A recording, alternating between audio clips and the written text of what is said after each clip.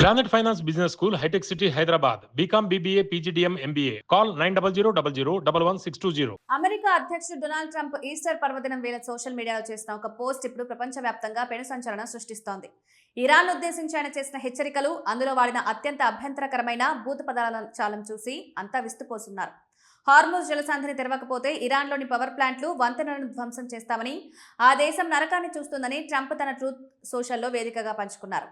అత్యున్నత పదవిలో ఉన్న వ్యక్తి ఇలాంటి భాష వాడడంపై అమెరికా కాంగ్రెస్ సభ్యులు తీవ్ర ఆగ్రహం వ్యక్తం చేస్తున్నారు. ట్రంప్ ప్రవర్తన దేశ భద్రతకు ముప్పుగా మారుతోందని భావిస్తున్న డెమోక్రాట్ నేతలు ఇప్పుడు అమెరికా రాజ్యాంగంలోని 25వ సవరణలో ఉన్న సెక్షన్ 4ను ప్రయోగించాలని డిమాండ్ చేస్తున్నారు. డెమోక్రాటిక్ సెనేటర్ క్రిస్ మర్ఫీ మాట్లాడుతూ, తాను గనక ట్రంప్ కేబినెట్లో ఉంటే ఈస్టర్ రోజే రాజ్యాంగ నిపుణులతో మాట్లాడి ఈ సవరణను అమలు చేసేవాడినని, ఇది పూర్తిగా పిచ్చి చర్య అని విమర్శించారు.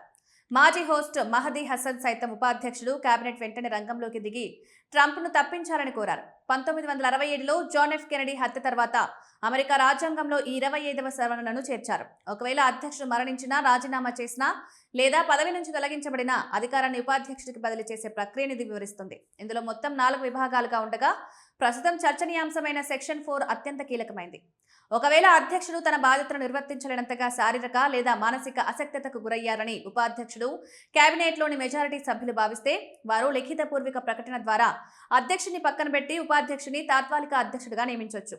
ఇరాన్ యుద్ధం విషయంలో ట్రంప్ తరచూ మాట మార్చడం, స్పష్టమైన వ్యూహం లేకపోవడం, తాజా బూత్ పోస్ట్ ఆయన మానసిక స్థితిపై అనుమానాలు కలిగిస్తున్నాయని పలువురు ఎంపీలు వాదిస్తున్నారు. ఇరాన్ దాడులు కొనసాగుతున్న తరుణంలో అధ్యక్షుడు ఇలాంటి తీరు ప్రపంచ శాంతికి ముప్పు అని ఆందోళన చెందుతున్నారు. అటు రిపబ్లికన్ పార్టీలోనూ ట్రంప్ విధానాలపై అసమ్మతి మొదలవడంతో అమెరికా రాజకీయాల్లో ఈ 25వ సవరణ అంశం ఇప్పుడు అత్యంత ఉత్కంఠ రేపుతోంది.